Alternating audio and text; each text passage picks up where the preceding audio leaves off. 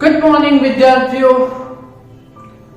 તો આપણે એકદમ નાનું ચેપ્ટર પ્રકરણ 5 પકડેલ છે, જેમાં આપણે બે થિયરી કરવાની છે। જે આપણે એમાંથી એક થિયરી તો ગઈકાલે જ કરી દીધી કે ચુંબકીય ક્ષેત્ર રેખાઓની લાક્ષણિકતા જણાવો, 2 માર્ક્સ માટે। અને બીજું ગૌસનો નિયમ, ચુંબકીય ક્ષેત્ર માટે ગૌસનો નિયમ, તો એ બીજી થિયરી તે આજે આપણે જોઈ લઈએ। એટલે થિયરીના સંદર્ભમાં મારા હિસાબે તો આ પ્રકરણ પૂરું થઈ જાય।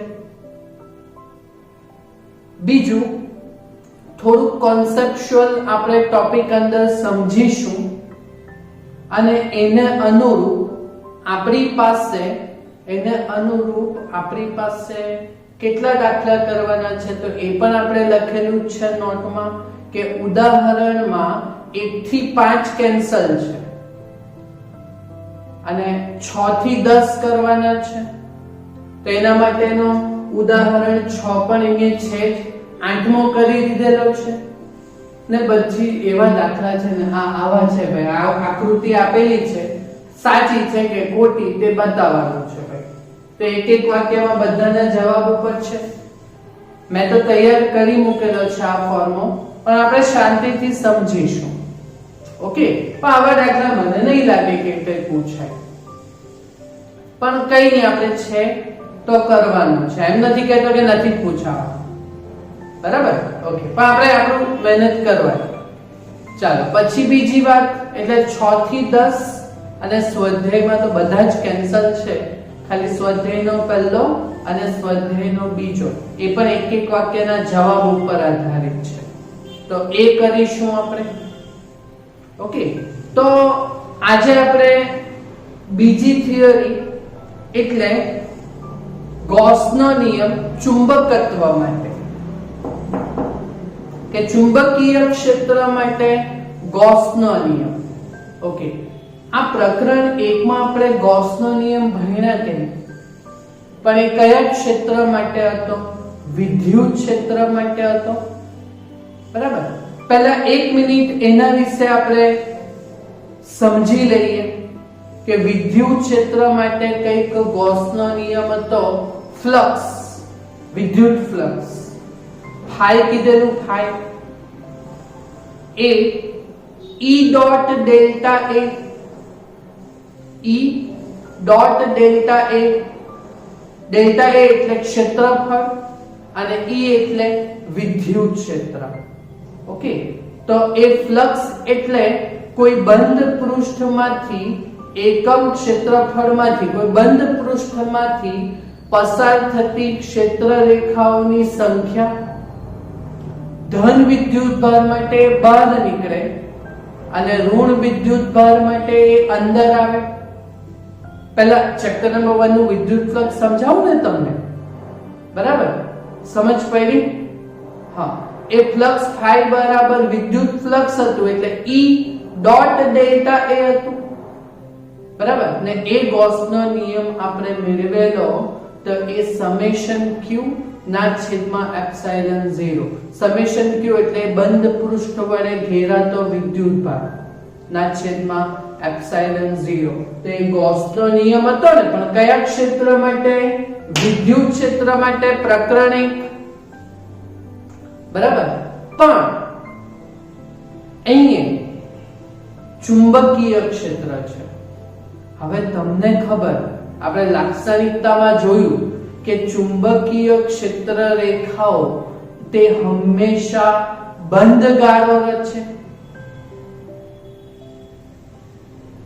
જોયું લાક્ષણિકતામાં આપણે, તો બંધ ગાળો રચે એટલે જેટલી ક્ષેત્ર રેખાઓ કોઈ બંધ પૃષ્ઠમાં અંદર આવતી હોય, આ જ કોન્સેપ્ટ છે। બાકી થિયરી તો શબ્દોનું થોડું વર્ણન છે ભાઈ, પણ હું જે કહું છું તે મેઇન સમજો કે ચુંબકીય ક્ષેત્ર રેખાઓ હંમેશા બંધ ગાળો રચે, એટલે જેટલી ક્ષેત્ર રેખાઓ બહાર નીકળતી હોય તેટલી જ ક્ષેત્ર રેખાઓ અંદર આવે।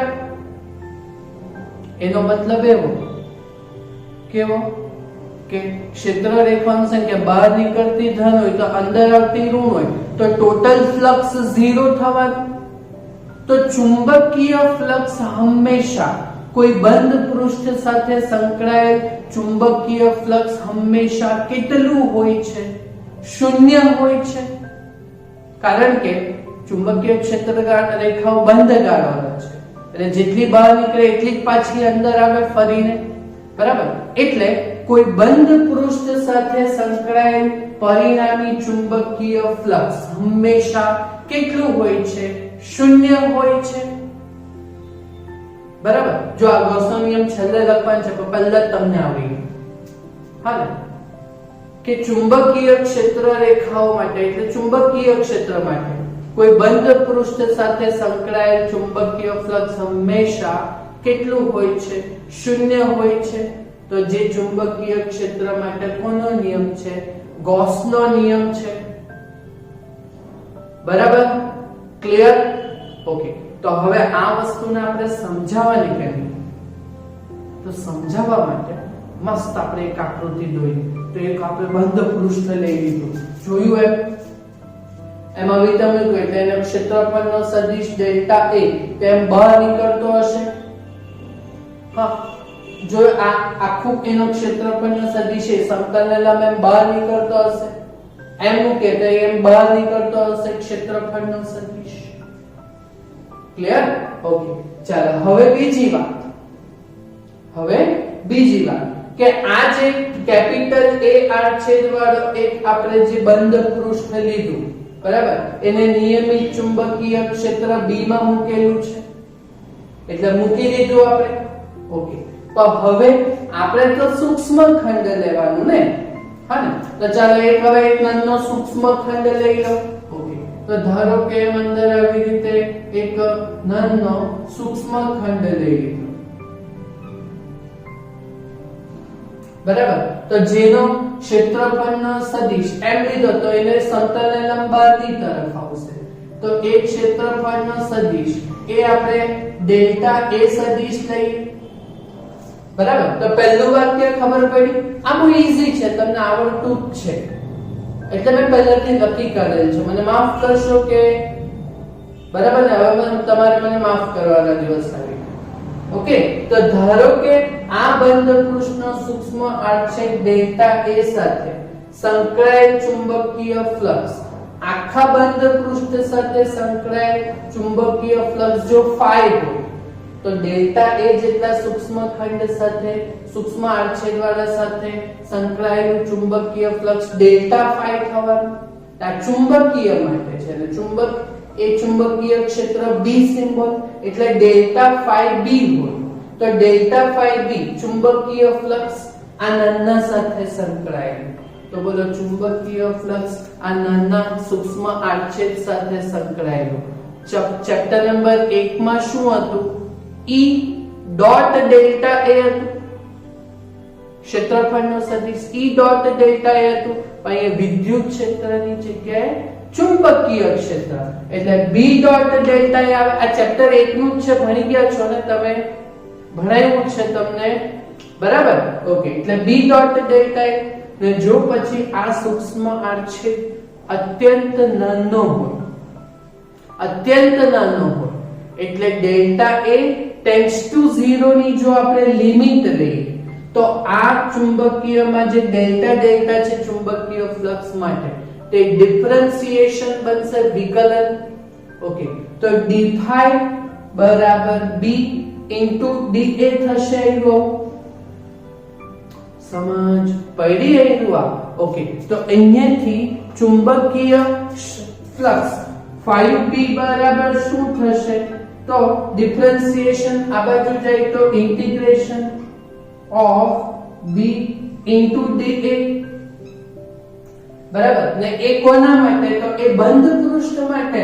ઓકે. તો એ સમગ્ર બંધ પૃષ્ઠ માટે એટલે બંધ પૃષ્ઠ ઉપરનું સંકલન કર્યું, બંધ વક્ર પરનું કર્યું.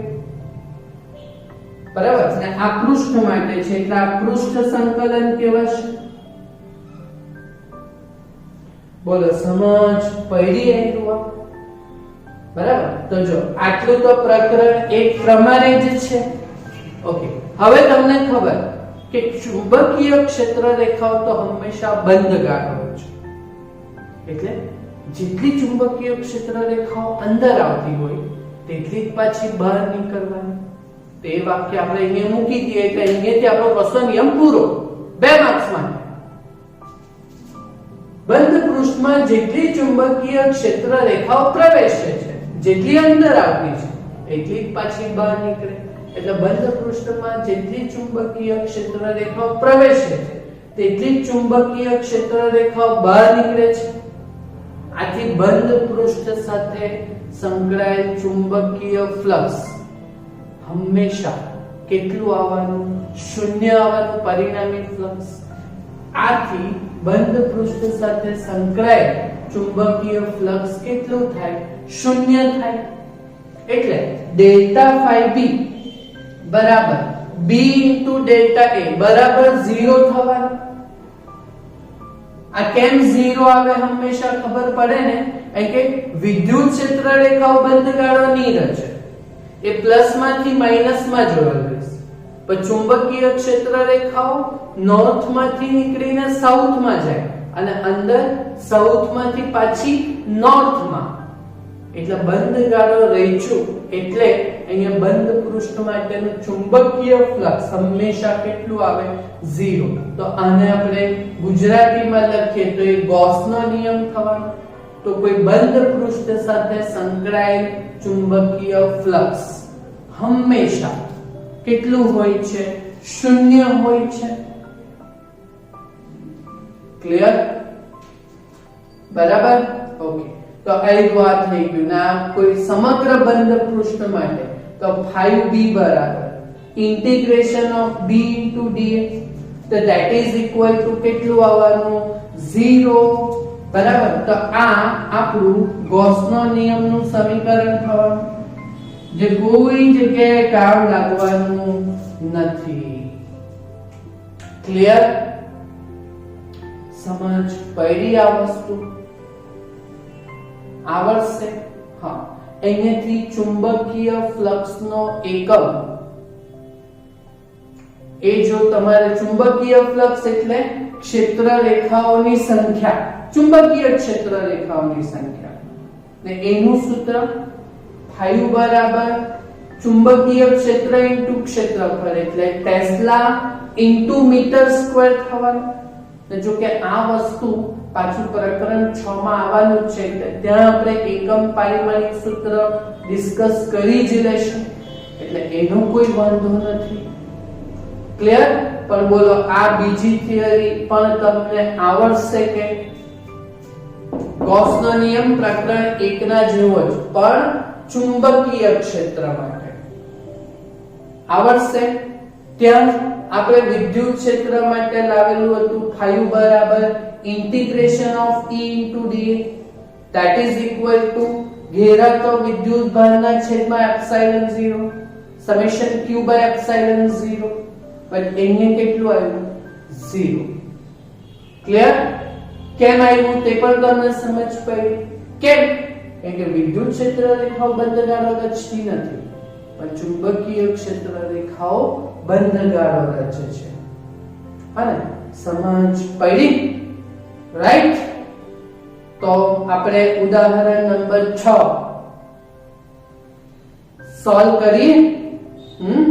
ઓકે, તો આ તો હવે ઉદાહરણ નંબર 6 ધારો કે 2 માર્ક્સ માં પૂછવાનું હોય તો કોઈ પણ 2 આકૃતિ આપી દે ને એમ કહી દે કે જે આ સવાલ છે તે.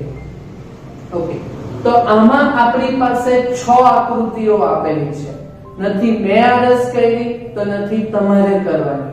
કમ્પ્લીટ દાખલો હોવો જોઈએ તમારા નોટમાં. બરાબર?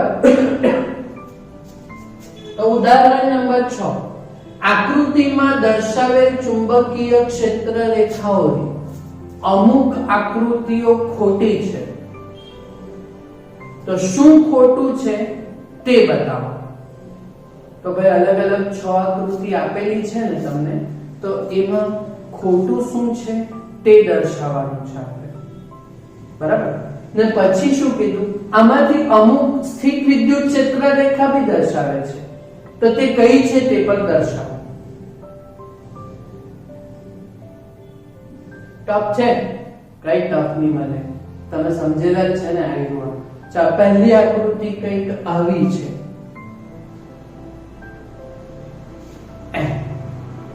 આવું એમ તો મેં પ્રકરણ નંબર 1 માં કરતો હતો, બરાબર. ધન વિદ્યુતભાર હોય તેમાંથી ચુંબકીય ક્ષેત્ર રેખાઓ બહાર નીકળે બધી જ દિશાઓમાં, બરાબર. અને ઋણ વિદ્યુતભાર હોય તો એમાંથી વિદ્યુત ક્ષેત્ર રેખાઓ, હા ઓકે, ધન વિદ્યુતભાર હોય તેમાં વિદ્યુત ક્ષેત્ર રેખાઓ બહાર નીકળે ને ઋણ વિદ્યુતભાર હોય તેમાંથી ચુંબકીય ક્ષેત્ર રેખાઓ અંદર આવે. સમજાવેલું પ્રકરણ 1 માં?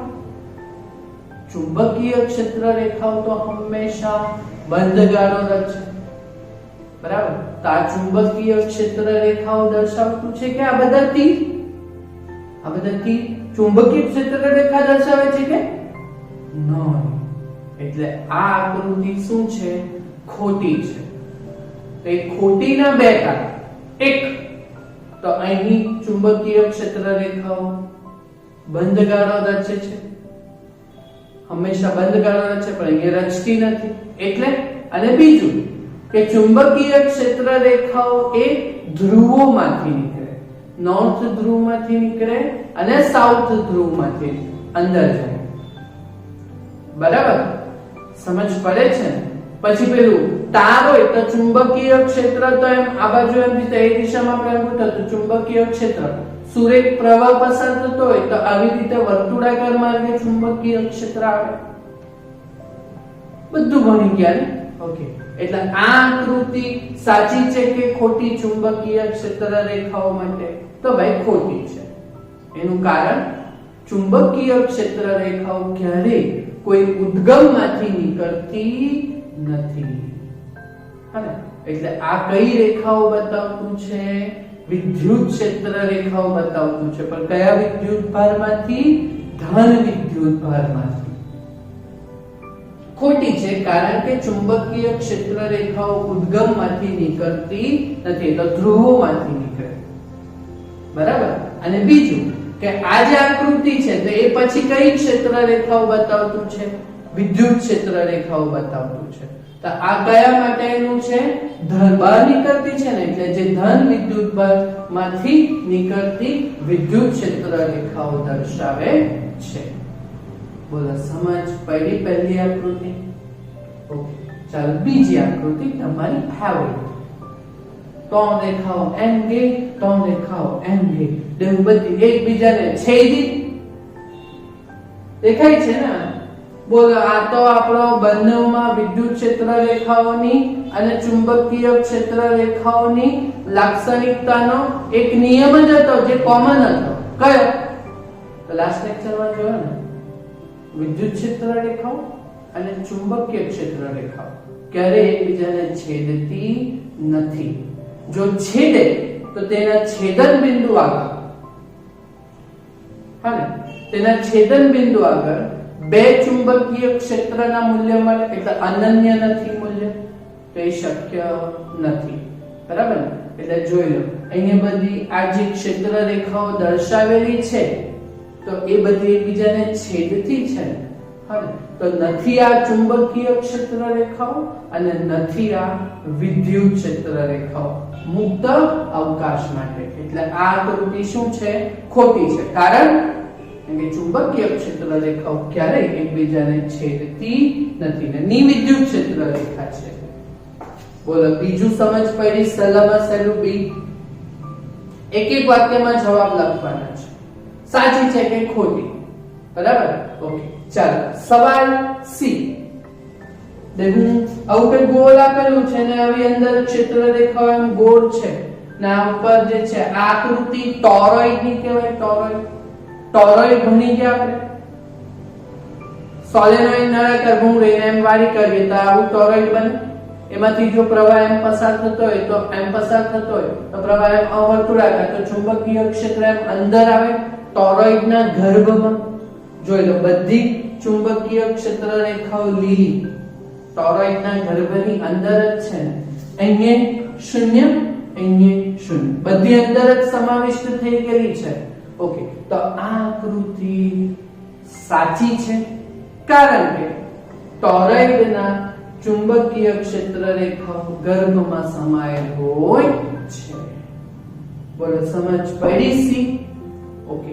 ડી, આ કયો આકાર? આ સોલેનોઇડ માટેનો આકાર, ભૂંગળું નળાકાર. બરાબર, સમજ પડે ને? આવી રીતે અંદરથી પેલા આંટાઓમાંથી પ્રવાહ પસાર થાય તો એમ પસાર થતો હોય તો જમણા હાથ અંગૂઠો, તો ચુંબકીય ક્ષેત્ર રેખાઓ એમ સીધી બરાબર, પણ એ અંદર આવે.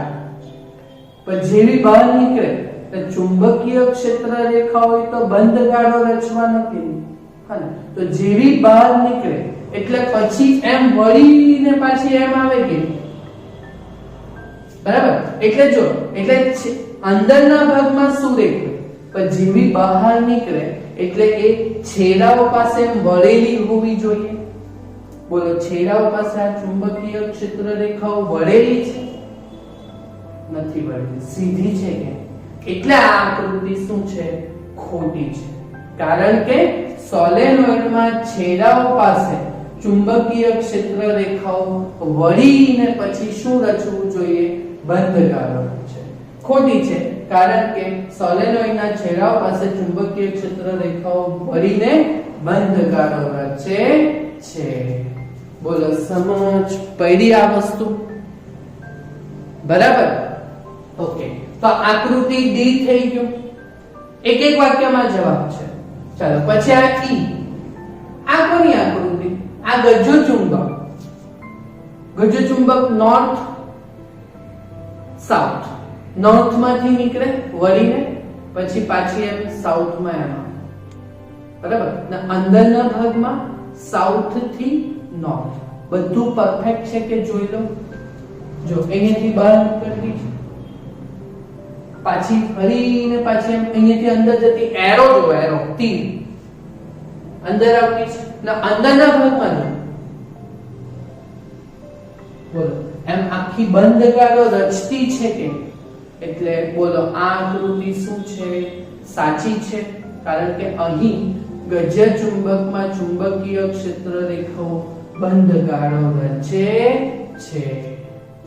બોલો સમજ પડી આકૃતિ ઈ? બરાબર, કે અહીંયા બંધ ગાળો રચેલો જ છે. ઓકે, ચાલો પછી એફ. આ બરાબર જો અહીંયા બી આના જેવું ને જેવું તમને દેખાશે પણ ફરક છે. જોજો હા, જો ઉપરથી બહાર નીકળી, નીચેથી પાછી અંદર આવી, અહીંયા સુધીનું સાચું છે પણ વચ્ચે જો વચ્ચે પછી અહીંયાથી એમ જવી જોઈએ કે નહીં?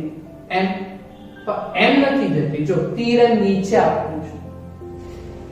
બરાબર, તો બોલો આ ચુંબકીય ક્ષેત્ર રેખાઓ છે? નથી. ચુંબકીય ક્ષેત્ર રેખાઓ નથી એટલે આ આકૃતિ શું છે? ખોટી. કેમ કે અહીં રેખાઓ બંધ ગાળો રચતી નથી. અહીં રેખાઓ બંધ ગાળો રચતી નથી એટલે આ આકૃતિ ખોટી છે. પણ આ આકૃતિ આપણે લસણ પ્રકરણ 1 માં જોયેલું ડાયપોલ. ડાયપોલ માટે આવી જ આકૃતિ હતી ને? ધનમાંથી નીકળે અને ઋણમાં એન્ટર થાય. આ ધન પ્લેટમાંથી નીકળે અને ઋણ પ્લેટમાં અંદર જાય. તો ભાઈ વચ્ચે પણ ધન થી ઋણ જ છે બધી. હા, એટલે જે આ આકૃતિ કયા માટે સાચી છે? વિદ્યુત ક્ષેત્ર રેખાઓ માટે સાચી છે. આ પહેલી વિદ્યુત ક્ષેત્ર રેખાઓ માટે સાચી હતી. બરાબર, પછી આ એક વિદ્યુત ક્ષેત્ર રેખાઓ માટે સાચી પડી. બોલો સમજ પડી? અને છેલ્લું એક વાક્ય માટે જોઈ લો કે આવું કંઈક છે અને અહીંયા N છે અને અહીંયા S છે એટલે આ નોર્થ છે અને આ સાઉથ છે એટલે આ બે ચુંબકીય ધ્રુવો છે. બરાબર, ને વચ્ચે ક્ષેત્ર રેખાઓ ચુંબકીય ક્ષેત્ર રેખાઓ સીધી છે. ચુંબકીય ક્ષેત્ર રેખાઓ ક્યારેય સીધી હોતી નથી. બે ધ્રુવો વચ્ચે થોડીક તો વળેલી જ હોય. સમજ પડે છે તમને? હા, એટલે ખોટી છે કારણ કે બે ધ્રુવો વચ્ચે ચુંબકીય ક્ષેત્ર રેખાઓ ક્યારેય સીધી હોતી નથી, થોડીક તો વળેલી જ હોય છે, એટલે ક્યારેય સીધી હોતી નથી. બોલો, આ 6 સવાલના એક વાક્યમાં જવાબ ખબર પડ્યા, ખોટું સાચું ના કારણ સાથે, બરાબર? ઓકે. અને બીજું, આ તમને માર્ચ 2019 માં ગયા વર્ષે આ સવાલ પૂછાયેલ હતો 2 માર્ક્સમાં. એક થિયરી પૂછાય છે, કાં તો એક 2 માર્ક્સનો દાખલો પૂછાશે, કાં તો 2 માર્ક્સની થિયરી પૂછાશે, કાં તો 2 માર્ક્સનો દાખલો પૂછાશે, બરાબર? તો આ થિયરી ગયા વર્ષે 2 માર્ક્સમાં પૂછાયેલી હતી. તો બોલો, તમે સોલ્વ કરી શકશો? આ થઈ જશે આટલું કામ પરફેક્ટલી? કરી લેશો ને? તો આટલું તમે કામ પૂર્ણ કરજો. તો નેક્સ્ટ લેક્ચરમાં આપણે પૃથ્વીના ચુંબકીય ક્ષેત્ર ની માહિતી આપણે જોશું, બરાબર? ને એના ઉપરથી આપણી પાસે 2 દાખલાઓ જેવા છે, તો એ સોલ્વ કરીશું અને એના અનુસંધાને 1-2 MCQ પર જોશું. ઓકે, તો એ પતે પછી મેગ્નેટાઇઝેશન અને મેગ્નેટિક તીવ્રતા, મારા હિસાબે 3 થી 4 લેક્ચરનું કામ બાકી છે. તો એ આપણે જોશું નેક્સ્ટ સેશનમાં, રાઈટ? ઓકે, તો આટલું કામ તમે પૂર્ણ કરજો. Thank you very much.